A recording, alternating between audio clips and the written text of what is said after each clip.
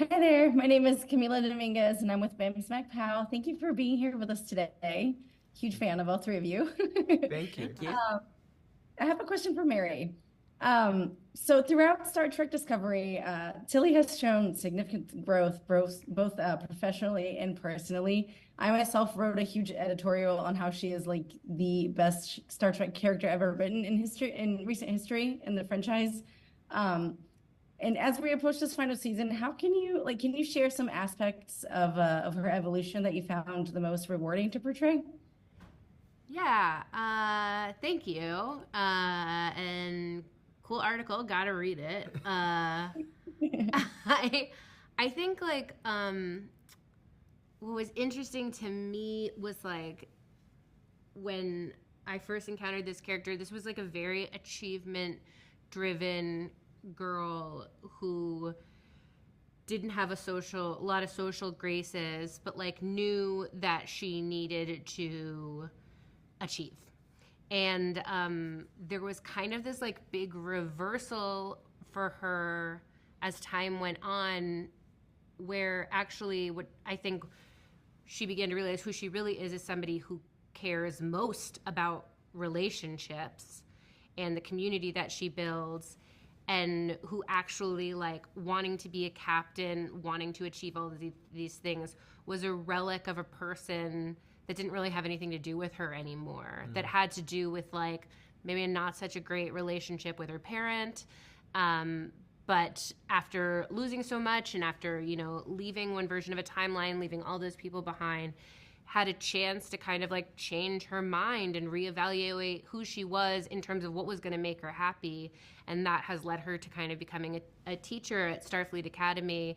And I think she gets enormous value from being there, being somebody who's present and available for young people who are still developing. That for me is like the chart of her arc, and I found that very satisfying to play, and like kind of a cool message. For sure. I relate to her like on a deep personal level, and I absolutely love how you bring her to life. So thank you so much for that. Thanks for saying that. I appreciate you. Thank you. Tony, go ahead. Yes, really for all of you, kind of give us where your characters are at mentally and what's going on in their lives as the season starts. Starting with Wilson.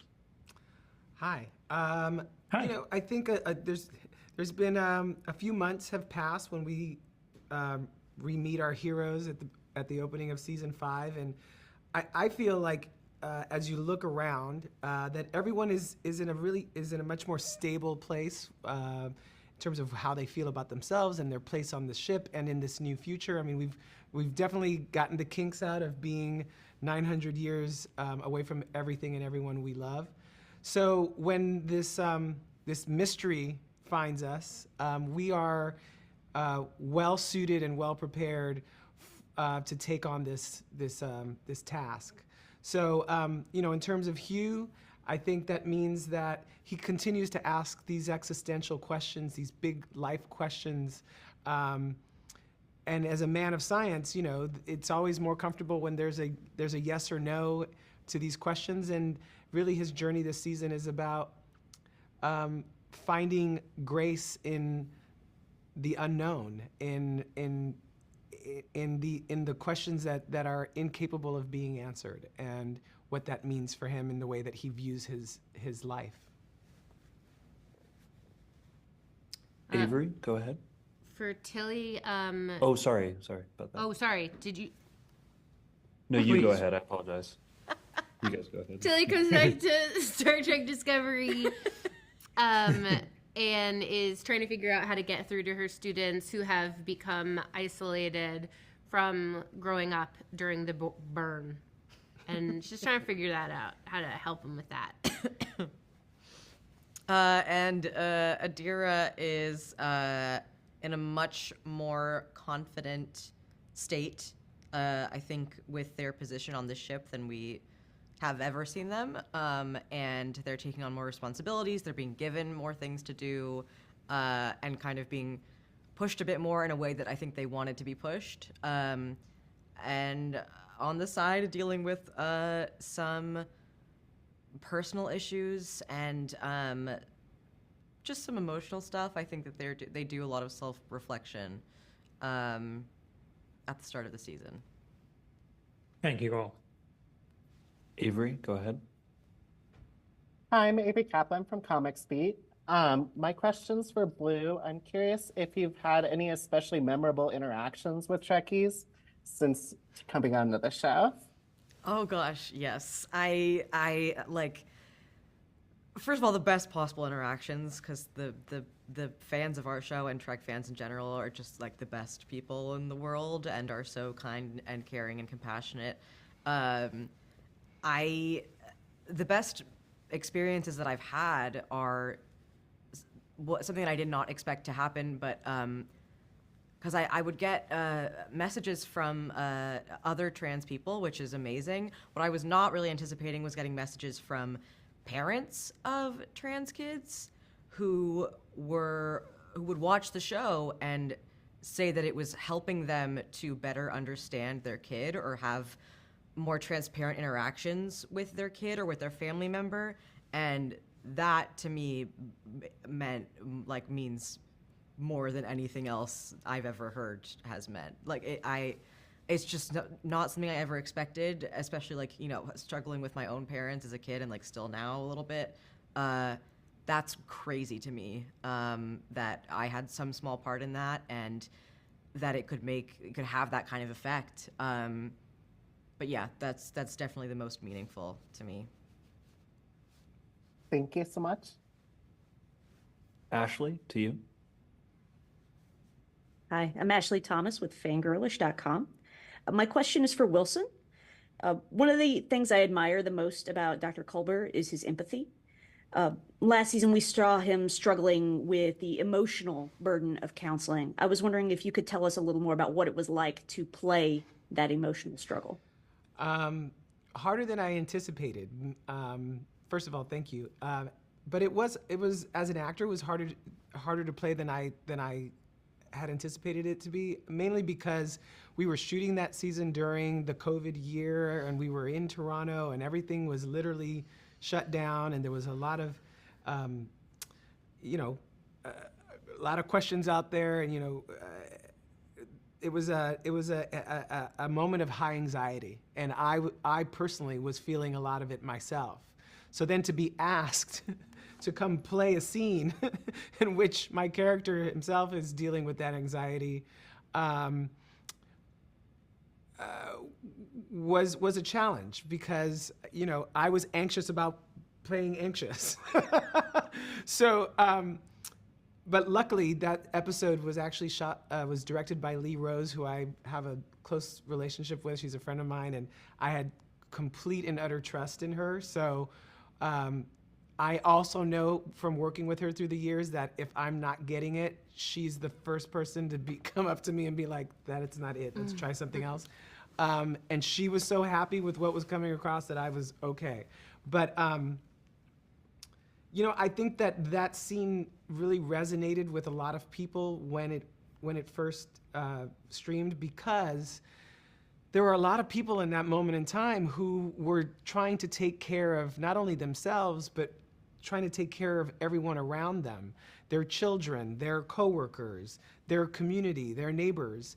And when you are overwhelmed with that much responsibility, when you're someone as empathetic as Dr. Culber can be and is, you forget that you need an outlet, that you need to be taken care of as well, that there needs to be a moment of silence, of meditation, where you center yourself so that you're capable of showing up for people in a way that you can be helpful, as opposed to bringing your own anxiety and your own issues to bear when people are needing your help. So it was a great moment to teach self-care and self-compassion when you're a caregiver, something that we need to always remember. Karen, go ahead. Right, thank you. Hi, I'm Karen from, Karen or Aaron, sorry. Karen, please. Thank you. Thank you. I'm Karen from Sci-Fi Vision. Blue, you spoke about Adira's increasing competence and confidence as a member of the crew. I see that, and then every now and then something happens that I think, oh, this person is just a kid still. That time was not so very long ago for you. But can you talk a little bit about reaching back and playing these kind of dual roles and reminding us that Adira is a young person? Yeah. Yeah, that's a really interesting question. I don't know what it is about me, but I have never felt my age. I feel like I got like stuck at like 16, 17, and I have never felt older than that. I am now 26. No. Yeah. I started the show when I was 21, 22? Oh my God. Yeah.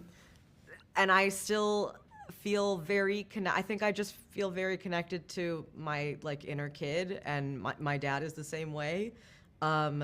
So there was something really nice about being able to go back to that age and think about it so often and try to reference it so often. Because I still feel very connected to it. And I love that. But yeah, they are still very much a kid, even in season 5. Like, they were very young when they got on the ship, and they're still very young. I'm still taking on, I think, probably more responsibilities than they should, and putting way too much pressure on themselves. But I think a lot of us do that when we're that age as well. Yeah.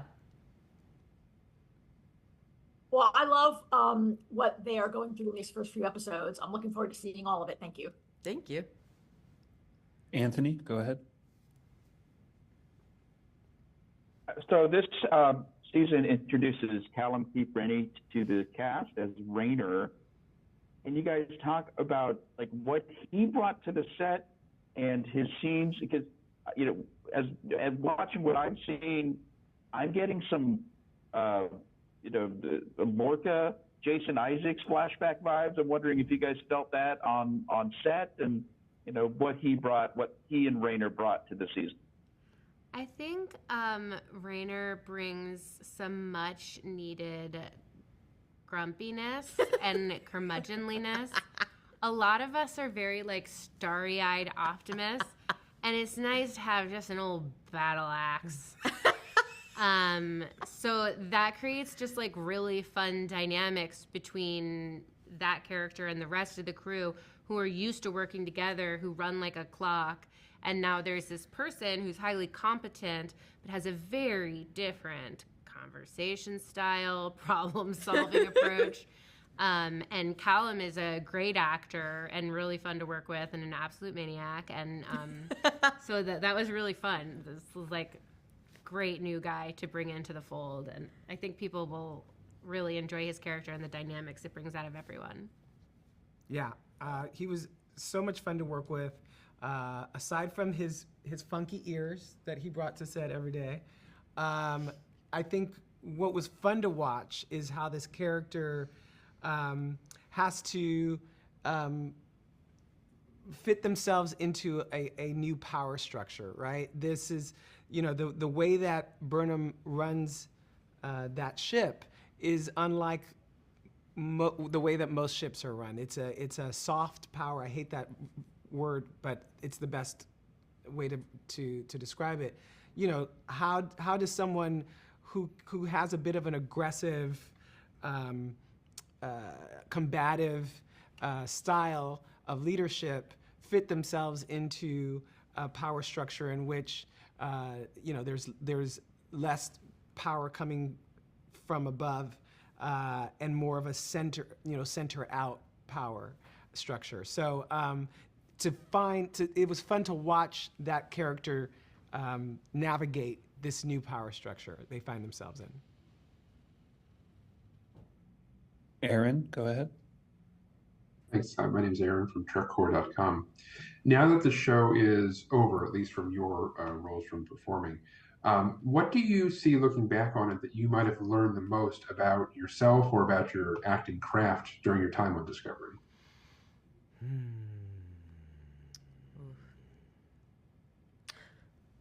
Well, I'll go first. Thank you. Thank you. You know, I think what I learned most about myself is, or what I felt like I was reminded of by playing Hugh is that at any given moment, on any given day, we can all decide that we want to do something differently, that we deserve more from our lives, and that we are capable of making those changes and choices at any given moment. And that, you know, if things aren't working the way that you're supposed to, or that you think that they're supposed to, that you can decide in that moment that you want something differently, and change it. That second chances are real, that you can give them to yourself even. And as an actor, I feel, you know, this was the first time ever that I've been given the privilege, really, of seeing a character throughout 5 seasons. You know, I was one-hit wonders from here on, you know, before this.